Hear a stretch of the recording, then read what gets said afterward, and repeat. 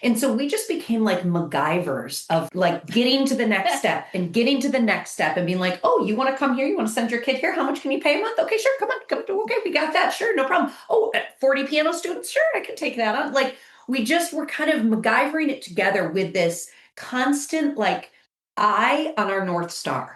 And because we have this unwavering belief and vision in what we're doing, which is to provide education that is about community, which is about choice, which is about challenge, everybody just kept following us along.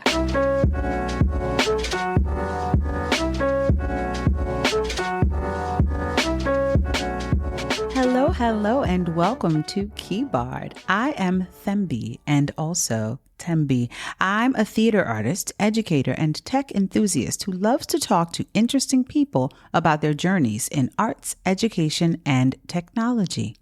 And I am your host. On this episode, I'll be speaking with Victoria Forsman and Jessica Slayback, co-founders of The Realm, which stands for Redesigning Education and Living Meaningfully. The Realm is a learning community that allows families to customize their kids' learning experiences, supports students in taking ownership over their learning, and gives teachers a chance to truly innovate in their teaching practice. I talk with Vicky and Jessie about their inspiration to break through antiquated educational paradigms, what keeps them going after 15 years of The Realm, and some exciting initiatives that they're working on in order to expand their impact. Stay right here for my conversation with these two amazing educators. The Realm is next.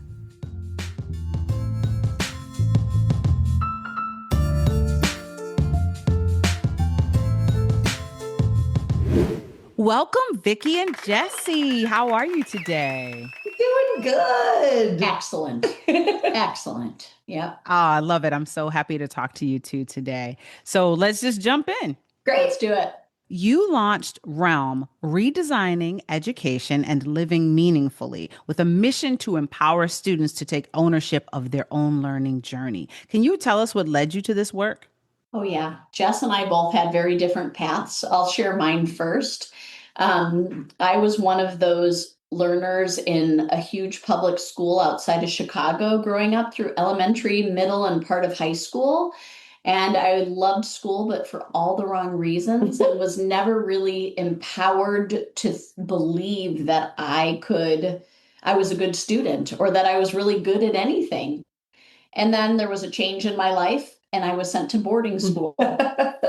And when that happened, what shifted for me was an introduction to excellent education and people who were very invested in my success. And through that, I completely redefined myself as a learner and understood that I actually was very passionate about education. But prior, I wasn't fed education in a way that was palatable for myself. Then ended up going to a women's college that had a laboratory school on it. And it was doing alternative one-room schoolhouse type education.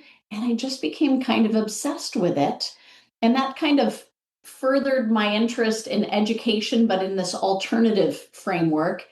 And then later moved out to California and helped develop a school for kindergarten through 12th grade, which was very experimental, very progressive, and definitely engaged kids a lot in opportunities outside the classroom and the arts. And that's where I met Jessie, who's probably one of the best teachers you'll ever meet in your life. And she and I decided to give birth to The Realm. And then we just decided, she has two children, I have one son, and we wanted to build what we wanted for our own kids, what we wanted education to look like. So that's kind of what led me on this pathway. How about you? It's so interesting listening to Vicky's story too, because we couldn't be more different. And I think that's part of the beauty of us being co-directors of The Realm, because we bring this completely different energy and different perspective to education. So my mom was a single mom of three of us, and she was a teacher. And I swore I would never, ever be a teacher. That woman worked day and night all the time, and seemingly there just was no win for her. It was just this constant battle. I always heard about that and how difficult it was. through school, I was one of those super high achievers that wanted to learn how to play the game. I wanted to do the best I could. It wasn't just good enough to get A's. I had to be valedictorian. It wasn't just good enough to get into college. I had to get into University of Chicago. Nothing. I really got this adrenaline rush off of being the best of the best, the top of the top, and everybody would praise me for working so hard. But I was miserable. I was absolutely miserable. And when I got to college, I continued to do that because that's what I learned. That's who I thought I was. I was someone who would do what other people expected of me and do it better than they ever could have imagined. That led me in about my third year of college to try to kill myself because I couldn't do it anymore. I didn't have the energy to do it anymore. And I didn't see myself as having any worth if I couldn't do it anymore. Right. So after that, got through that kind of turbulent time and strangely found my path into schools, into inner city Chicago schools. And what I started doing is just bringing free programs to them in theater and music, and started to kind of come alive again and started to wake up and realize, oh, this is really what brings me joy. So I'd go into these schools where the kids were pretty unhappy and the teachers were pretty unhappy. And I got to be this oasis of goofiness and fun and creativity and silliness. And the kids would hug me and they were allowed to. So after that ignited me. I joined Teach for America and ended up in Harlem teaching fourth grade for 2 years. It was an incredible experience, but again, an uphill battle. I would walk into the school in the morning and there would be kids handcuffed to the banister.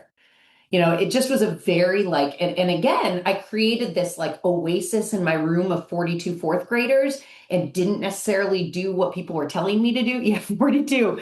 But I loved the kids and I still hear from some of them today. And then that led me to another school in Newark, New Jersey called North Star Academy. Similar idea. It was a lot of kids who really needed a lot of structure in order to kind of raise them up out of this situation they were in that just felt like they couldn't do anything better in their life. But the way they did that was through massive structure and super rigid kind of guidelines and making every kid really follow this pattern. Pencils had to be picked up on the clap. We had to walk on tape lines in the hall, and it was all about trying to make them feel like there was some structure in their life. Well, for some reason, I decided that I wanted to take some of my high school. I was only 22 at the time, so I was a baby, and they let me take a group of 12 high schoolers from Newark to New Zealand. I still laugh Oh, about that because wow. it's absurd. But I was like, the only way I know to help these kids, just like me, is to like break away from the situation that is no longer working and like really experience life in a different way. That was life changing for me, life changing for them. And then I was really on fire. So moved out to California, met Vicky and this wonderful school that she was working at, which was for little guys. And I started teaching the kindergarten, first grade program there. And then just felt this burning desire from all of these experiences in my life to just uproot the educational model and say, what could education really be? And it was because I was pregnant. I should say that. So I was pregnant with my first child, and all these feelings came back. Like, what do I want for him? And I remembered what I went through and all these kids that have been through. And it was just like all the pieces were starting to come together. And as one does, when the thing doesn't exist that they need to exist for their child, you build it, right? So that's what we did. We built the realm. That's incredible. And I love how you said as one does, because that's what's so meaningful from my perspective is the idea that you recognize that something didn't exist and you decided to make it exist. And now young people are able to experience your view of how education should be. But now, so you two have incredible stories in terms of how you created this model. How do you support parents and teachers in their adjustment away from those traditional models that we're used to in schools towards the customized learning that you've created? It's a great question. This path has led us on such a steep uphill learning experience. And a lot of that was entering into the homeschool world. Yep. And understanding a little bit more about how that could be done. We're noticing in Los Angeles that, especially for the people that gravitate towards the realm, that notion of homeschool where people are sitting at their table and the parent is teaching everything is not really accurate to what's happening in at least our area and in much of the world. There are families that are essentially saying the traditional school system does not meet my children's needs. And so I want to take more of a leadership role in customizing the buffet of options for my kids. And so we started to develop a relationship within that community and design and put together ways that kids' core needs could get met and then where they could have tons of other experiences. And we could link with all different incredible educators to give kids really robust, diverse educational opportunities.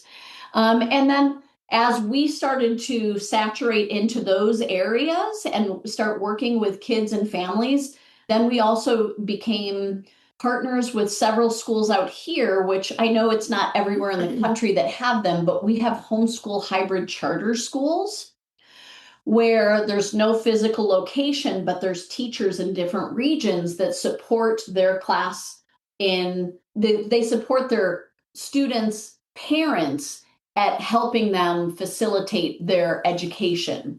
But the parents can also go to places to get support with that or to take their kids to classes. We are one of those places. So we just started to also grow into these other communities. And I feel like that was the path where we realized that by developing this type of education, there was this tidal wave of need that had been undefined before. And we're still to this day puzzling what the proper name for this type of education is because it doesn't necessarily meet the definition of homeschooling. And it's not a school. We're an enrichment center that allows for people to customize their own education and choose as much or as little as they need for their child from what we offer. Yeah, I think what's really interesting about the Realms growth in the story is there was this desire from both Vic and I to create something that we knew in our hearts is what education should be. But then there's the world, right, where you have to pay rent and you have to pay teachers and you have to find people and you need furniture. And there's all these just things that have to happen. And so we just became like MacGyvers of like getting to the next step and getting to the next step and being like, oh, you want to come here? You want to send your kid here? How much can you pay a month? Okay, sure. Come on. Okay, we got that. Sure. No problem. Oh, 40 piano students. Sure. I can take that on. We just were kind of MacGyvering it together with this constant, eye on our North Star. Right. And so it's like, we kept putting it together and putting it together. And because we had this unwavering belief and vision in what we were doing, which is to provide education that is about community, which is about choice, which is about challenge, everybody just kept following us along. I mean, the teachers that started with us 15 years ago, when we were still just paying them with any cash we could find around, are still here today working with us. And it's because not only do we want choice, challenge, and community for our teachers, for our kids, but for our teachers as well. Our teachers choose what they want to teach. They feel like they belong here and they have a family here. This is all of our family. It's our community. Yeah. And they're constantly challenged to be better versions of themselves every single day. I always tell people the Realm is this beautiful microcosm of what I would love to see our world really embrace, that we are all different. We are all absolutely imperfect, but we can all live together and bring each other up. I just heard this talk and someone said, we have to remember that biodiversity causes strength. Any creature, any ecosystem with biodiversity is inherently strong. So why in the world as humans are we doing single crop farming? Why in the world are we trying to put all this type of kid in one place? Why are we even saying all 7-year-olds should be in first grade? It's absurd. And it doesn't follow even just the basic rules of nature. So if we want to be strong, if we want to be a resilient, strong community, we need to be biodiverse. We need to be diverse. We need to know to listen to each other and respect each other and not necessarily always agree, but realize that it's in those disagreements where we become stronger.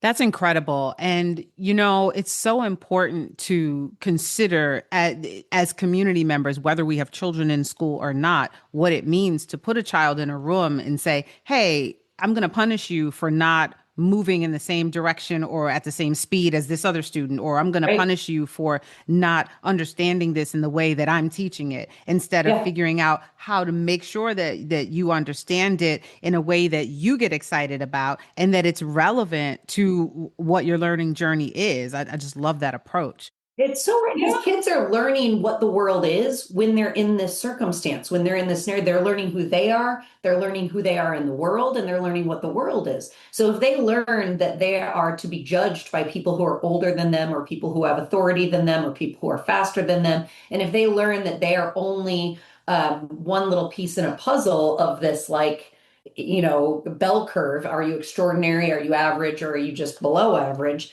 That's what you think of the world.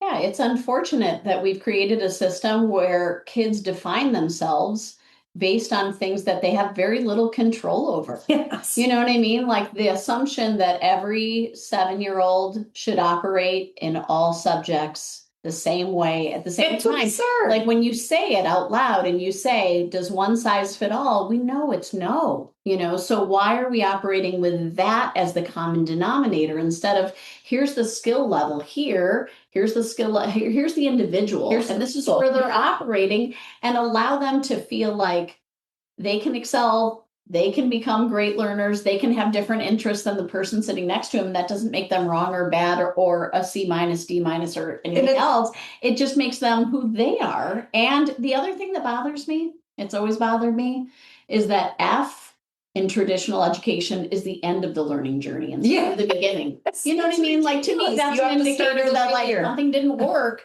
We gotta pump this area up. But instead it's like, nope. Sorry, you can't do that. Right. So, well, it's funny to me too when I think about even this idea that public schools, and this is a beautiful thing, coming up with IEPs, right? Individualized, personalized plans for kids.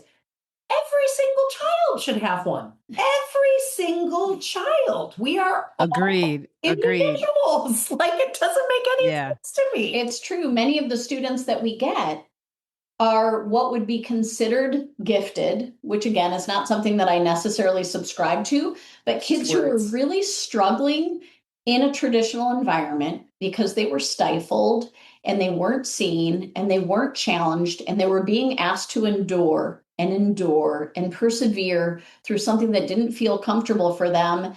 And then you see things like behavior escalate. You see things like disrespect for teachers, you see things like them defining themselves negatively. And really, when you just spend a little time with the human and you're like, oh, let's take the ceiling off of you here. And you just watch what happens to self-confidence, the way that they identify with themselves, the way they feel respected and then display respect. There's just a lot of things that play into how to consider another person's experience from their lens. And that's why we really have this place that is considered individualized education, right?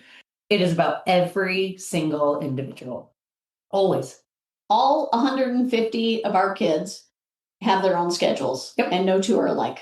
That's incredible. I mean, I see that your spring 2025 semester includes classes such as Invent an Alien Ecosystem and Junior Med School, Ninja Warrior Training. But you also have pre-algebra, improv theater, developmental biology. You've got this very, like you mentioned earlier, very wide-ranging, very diverse curriculum. How do you manage all of that? You have tons of offerings just in one semester. I was like, I want to take some of this stuff. It's good fun. Yeah, what we've learned is the people are the absolute engine of the realm, right? So Vicky really handles a lot of all of the creating of the schedule and then meeting one-on-one with every single family to have them choose what their schedule is. I'm on the other side. I work a lot with the teachers, creating these ideas and realizing, okay, what does this community need? What classes do we really need more of? What do we need to think about in literacy? How can we blend some of these things together? And then the teachers have these beautiful brain power storms where we're just developing ideas for incredible classes. Sometimes they're classes that they know the kids really need and want because the kids will write up lists of things that they want to learn. Sometimes it's just holes that we're noticing, like, oh, this group of kids in particular, really, they seem super interested in geography. Let's make sure we have a lot of things that are based around that for them. So we puzzle all that together, and it's this big process of brainstorming, laying it down, working on it, thinking about it, giving it to Vicky to master plan onto a schedule, looking at it again, refining it, and then having kids do it. And we're really just in a constant process because once that's done, then we go into registration. Once registration happens, we're doing the curriculum and planning for those classes because they're all new usually. Once that's done, we start teaching it and we start thinking about the next semester. Yeah. And when we meet with the families, a lot of people lean into us for the lion's share of their child's education. We do. We look at the child and we say, okay, well, let's see where they are as like in math, and then put them in a really small class because we really want to make sure that it's intimate. Everybody's seen, everybody gets, tons of opportunity. Let's put them in the correct classes for that subject. Now let's look at who they are as a reader. Okay, so which books should we choose to meet their needs there? What about as a writer? And then we can start to play around with, okay, probably in a lot of other areas, but not always. Some people in science just they're super interested. They need more classes in science than anything else. So be it. Let's add some more opportunity for them. So it's hard, super hard work, but so good. So good. Fulfilling. Yeah, totally fulfilling. Sounds really rewarding. And I like the way the two of you complement each other in terms of your competencies, the things that you enjoy. You are sort of modeling individualized learning and creation for everyone, which I know, but I think that's amazing.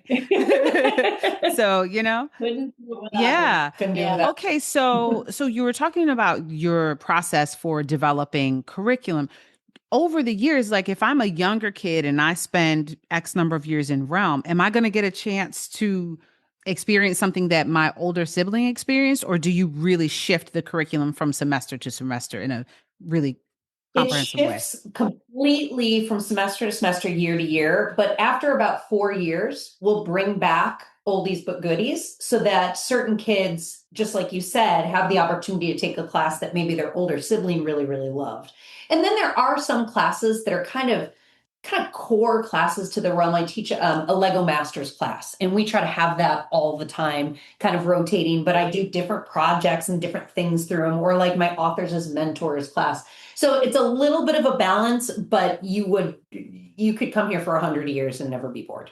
Right. And then there's also like a lot of the pre-algebra, algebra, those things every year show up because kids are filing through, but they're able to accessorize even their math with classes like mental math, where they're just focusing on how to like puzzle out and deconstruct complicated math equations, how to find shortcuts, patterns, all these things, or classes where they're using a lot of their math skills within them, like classes like entrepreneurs or the game of life, where they're having to live out everything from finding an apartment to paying their taxes to having kids and keeping a budget. So we find different ways where they can apply the skills as well. So there's two really important things that you should know about Realm and how we do this, because some of it is just passion driven, joy driven. We love what we're doing. Some of it's also just we've put a lot of time and thought and research into it. So we have kind of two types of classes: core classes and applied classes. Because there are some kids out there that need kind of they do better with explicit instruction in things like the basics of math or like literacy, right? Some kids really need that, like hand in hand, that explicit instruction. Some kids don't need that at all. Like my first son basically popped out reading, right? And he was ready and wanted to just be in classes where it applied to real life. So we consider those the applied classes. Some kids want a healthy mixture of both. So we distinguish those two types of classes. And then the other thing that we do is, although in the redesigning of education, it's not just trying to redesign what the physical school looks like, but the whole system. And the way when I was teaching in public school, it worked is you would have to figure out your lesson plan, how it met all of these different standards. nearly an impossible task because there are thousands and thousands and thousands of standards. And when you've got 42 kids, some at like a second grade level and some at like a sixth grade level, you're trying to figure out what standards where you're meeting with who when. And that's like 99% of your time. You don't have any more time. So we believe that it is important to understand the continuum of learning, but not necessarily say every 6-year-old needs to learn these 52 things. So we've created what we call the realm continuums. And they're in each of the subject areas. And so for like literacy, you'll see the continuum go in age groups from like the 4 to 6-year-olds all the way up into the high school age. You'll see what we're thinking in terms of where their core reading skills should be, or not should be, but where they are on the continuum so that we know that progression. And then every continuum ends at the bottom is how this leads to a meaningful life. So if they're, in this area, how all of these things that we're really pointing at and teaching, how does that lead them to have a meaningful life? Why is that important to life? You talked a little bit earlier about starting off with homeschoolers and building out from there in terms of how you developed and scaled out your model. But you also work with folks who are unschoolers. You work with traditional schoolers and a broad range of students from different shapes of schooling. I'm curious, how do you do those evaluations? You talked a little bit about teaching, right? And how your job and the assessments and all those things that factor into traditional education. How do you collect and analyze data? How do you evaluate student achievement in this world of numbers that we're in? So the first thing that I'll say that's very different about Realm is parents choose to put their kid in every single class that they choose to, and they're paying per class. So the first answer I'll give to that is if our teachers aren't succeeding, if the kids aren't learning, parents will not sign up for a class. So it's very like free market self-selecting. We only have teachers here that are exceptionally excellent at what they're doing because they have to be chosen. Otherwise, there's no market for them. And we've had that happen. We've had some teachers where it just, they just weren't quite hitting the mark, and then they don't get kids, and then they can't teach anymore. So that's different, right? If you go to like a private school and you pay a full-time tuition, you're paying for the idea they sell you. Who knows what's happening during the day and in the individual classes. And maybe they pump out a couple tests where it's like, look, your kid is 5 grades ahead. But again, we also don't think those tests are accurate in any way. So the best way for us to honestly say what we're doing is working is, one, parents keep coming back and taking classes. Kids keep coming back and taking more and more classes. And then lastly, we have kids who do leave the realm at 8th grade and try to go places for high school. And not only do they get into the school that they choose, that they like their top school, they've gotten into 100% of every single school they've ever applied for. And what we hear back is, oh my God, these realm kids are unbelievable. They're so confident. They're so kind. They're so interested in learning. And typically ahead of their I use that very loosely, ahead of their peers or where they would be. So, and then at the end of every class, every semester as well, the kids take little surveys about their classes. How do you feel like you grew as a learner? Did you enjoy this class? What would you change if you could? So again, it's all about hearing from them and kind of in real time. It's not about data and numbers, because numbers don't really accurately portray growth. However, also, if you walked around our center right now, there's not one wall that is not smattered with their work. So most of what we're trying to teach is meaningful learning, projects that are worth their time and investment to do. And we spend a lot of time finding ways for them to feel that way by showcasing their work or having them teach other people about what they're learning. So even though we are not a place that is issuing grades, we're constantly looking at the quality of the work, the effort that they put in, and trying to individually support them in stretching themselves academically or as a person in their investment in what they're doing. Yeah, a good example is my comic book class, my comic book creators. Their goal was to learn the art of creating comic books. And in that is reading comprehension and writing and understanding punctuation, all of these things. But instead of me grading it, right, we sit together looking at, oh, how can we make this easier to read? How can we make this more exciting? Because in 2 weeks, they open their comic book store. And that will tell them if their comics sell or not. So they open up their comic book store, they're getting sales or they're not getting sales. People are loving their books. You hear kids say things like this. Instead of it's like, I got an A from Miss Jessie, it's, Will, you're doing another Buff Boy 5? Oh my God, I love your series. You're such a great author. So, so it's what they can expect in the real world, in the world outside of here, to let them know that what they're doing has worth.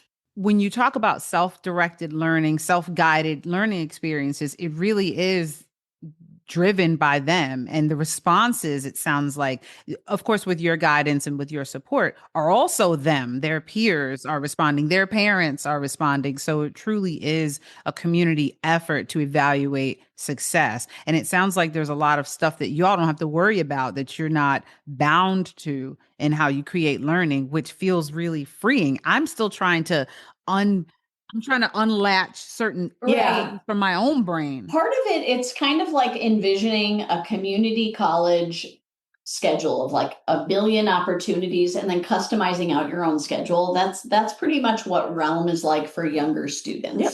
Being able to pick their own schedules. And some classes are several times a week and some are just once a week. But when you hold up their schedule at the end of the semester, some kids are taking as many as 25 different classes. So a little bit of geography, maybe a hiker's club, maybe they're doing some rock climbing and photography and art classes, and then their math and their literacy. And, they've kind of shaped it to meet whatever their personality or interests are. Yep. What kinds of questions are students asking their teachers? Ooh. Everything from, that's a good question. I don't even know how to answer that. I feel like we get everything from like really complicated questions, and I'm like, I don't know. I'm going to have to research that, and we'll get back to it, to just practical life, daily life. One of my favorite things I just heard was one of our little guys said to one of our teachers, Kenner, he said, they were building bridges outside out of like sticks. And he called him over and he was like, do you like my bridge? And Kenner said, instead of being like, yeah, I love it, it's great, because that's a typical sort of response that we give to kids, he goes, does it matter to you if I like it? And then they engaged in that conversation. Mm-hmm. And he said, well, yeah. And Kenner said, why? And he said, well, because I like it and I want to make sure I'm right.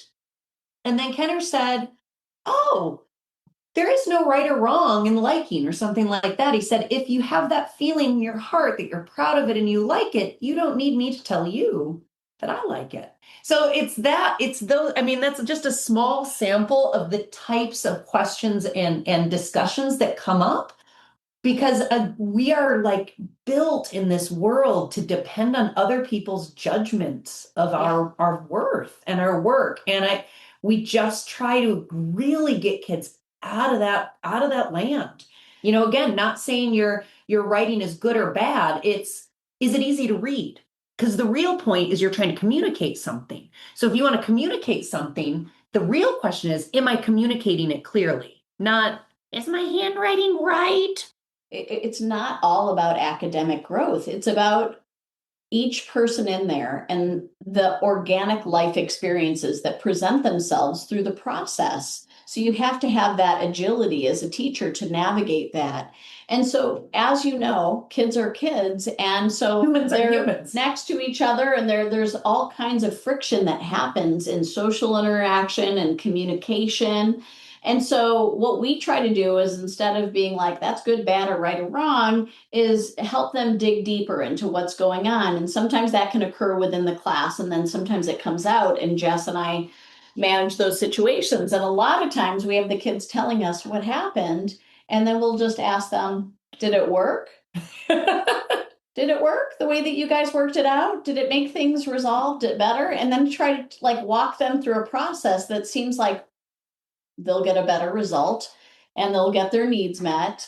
And to me, that's just as important for learning as whatever they're learning about in class. So That's totally the opposite of what you asked, but that's the way that I No, I don't know if was. it was. I mean, you make me think about the Yeah, beauty of asking. Yeah, like they're asking certain questions, but then the context and the circumstances in which they're able to ask these questions, they trust you all. They feel like they can ask these questions. There's not this sense of rushing to listen. I have to meet this benchmark. I don't have time to really listen to and think about your question. yeah, I got to get this done. I got to get that done. Just be quiet and do what I say. It's not centered around the teacher's That's right. need to, meet certain benchmarks for their own job. It's centered around, are you really learning something? And are you excited about learning? Which I would assume keeps them coming back as opposed to, I'm just checking a box, That's because you've right. already got folks, right, who've got family members who are saying, the traditional model isn't working. So right there, you've got completely activated, engaged parents and That's families. right. So That's it's right. it's it's really interesting how you're meeting those needs and staying in constant communication. So I'm curious, with the two of you, you talked a lot about your own personal stories and how you work together, but what have you learned from each other through this journey? Oh my God, so much. do you have do you have Yeah, 9 months?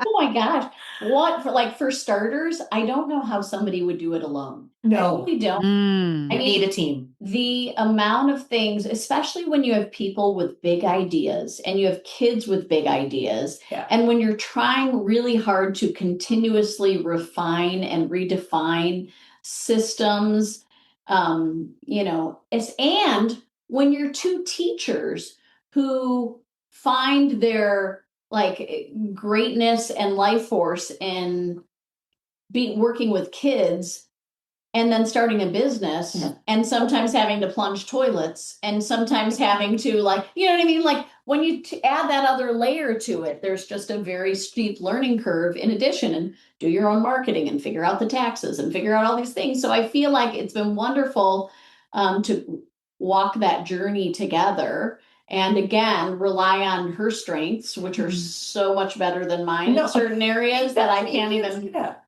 I It's not can't. true. It's true.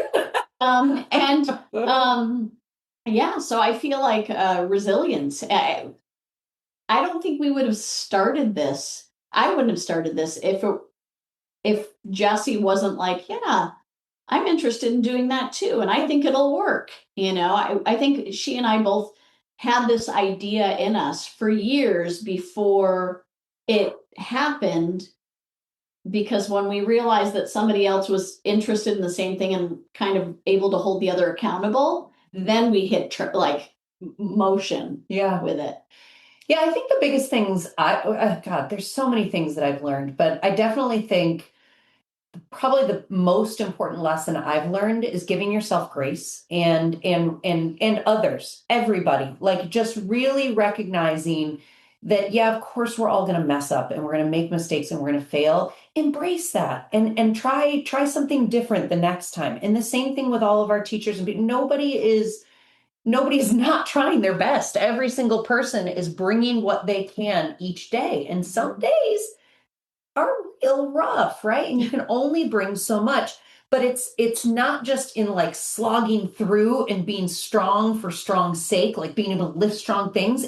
It's being able to dig deep and use your other muscles to balance you in that strength and to really like redefine what strength looks like, so that's a huge piece for me, is really that. And I think the other thing is this true idea, really letting go of this idea of average, just really letting go of the idea that there is some average thing we're trying to meet, some average kid, some average this and that. Like, I grew up with so much of my life thinking you're supposed to be better than average, you're supposed to be great, and then there are other people who are failures, and it just doesn't exist. It's just baloney. We are all our own unique bundles of everything. And if when I started just embracing myself for who I was, my body, my heart, my muscles, my thought processes, not to say I'm not a work in progress. You can still work on things, but really just embracing the messiness. Such a happier human being. And I'm such a much more capable human being. I think that was the biggest breakthrough for me. And it really didn't happen for a while here, too. I was constantly like, we're going to have the best teachers and we're going to have the best that. Well, we're going to have wonderful, great, caring human beings, but there is no best, There's no perfect. No. Mhm. And so that I think has really been a huge learning curve. And then probably the last thing is just, and everybody says this, but it's really true. The journey's just never done. Mm-mm. You have to love every single day, knowing that there is no end game. There is no like, okay, in a year it's going to feel easier. Well, that's not true, because you and I are going to find something else to struggle with, like, and that's awesome. Yeah, It's I think awesome. in the struggle is the It's fulfillment the fun, too, it's the because joy. it's the building. And I always think when we always say, like, once we structure it so that it's running itself, that's when we're going to retire. Like, that's not really the fun of it anymore. It's the Then it's building, done. it's the Yeah. because it's organically constantly growing and needing to change, because the world is changing all the time. Rapidly. And so we can't just say that something is done and complete, because we're all evolving, and so does the work that we are doing. And this is going to sound funny too. I think the last thing I learned, and as I'm saying it, I see the hypocrisy, but listen more, talk less. That's a big one. That's a big one for all of us. Right? Yeah. Yeah. Jesse, Yes, I'm glad you stayed. Thanks for staying. you got it. Yeah. Mhm. Glad you're still Appreciate here. you. Yeah. Thanks, man. Me too. It's a Yeah. good life. It's a Hmm. good life. So, what's next for the realm? Woo! We've got big plans. We are in it right now. So we're opening our high school in fall. That program starts in the fall, which we're very, very excited about. That has to be a whole nother conversation with the head of our high school, Hayden, who is just a superhuman. Beast. He's a beast. And the big thing for us now is taking this model, getting it to a place where it can be flung into all corners of the world and replicated in some way. Every realm is going to be its own unique puzzle in its own community in what it needs to be. But we believe so strongly that this individualized style of education, what we found, and the systems that we're now building to make it a little easier for someone to start, so they won't need to, slog through it for 15 years. Mhm. People could start training with us and understanding the realm model, and realms could pop up in other places, because that would be the ultimate. If more kids and families and humans could access this beautiful community and this beautiful learning, then I'm good. Then we're good. Yeah. So And if that's the goal. Yeah. If kids can find a loving environment where they find meaning, they find their gifts, they walk through life as they grow through their education, they kind of have some sense of who they are, what their strengths are, what are the ways that they can be in the world in a purposeful way. Yeah. I think then we're good. But next for today is getting ready for the music festival and the open house and subbing for teachers and summer camp. And That's right. Doing that nuts and bolts stuff every day. It's so important. What a fantastic conversation. I just want to acknowledge that you two are talking to me in the middle of your school day, and you were able to pull away from the students to talk to me for this podcast. And I'm so, so happy that we got to chat. Thank you, thank you, thank you for your time. for taking the time to talk to us. It's been a pleasure. It really has been lovely. All right. So Jessie and Vicky from the Realm, keep a lookout. There's going to be realms all over the world soon and very soon. But for now, a high school. Let's work on the high school. But even before that, the music festival. And Thank you so much, ladies. I appreciate you. Thank you so much, Tembi. It's been great. All right. Till next time. Keybard is produced, directed, and hosted by Tembi Duncan. Theme music produced by Psycho Sid. If you enjoyed the show, please subscribe, follow, leave a review, or give us a 5-star rating. Your support helps the show reach more listeners, and it means the world to me. Thank you for listening.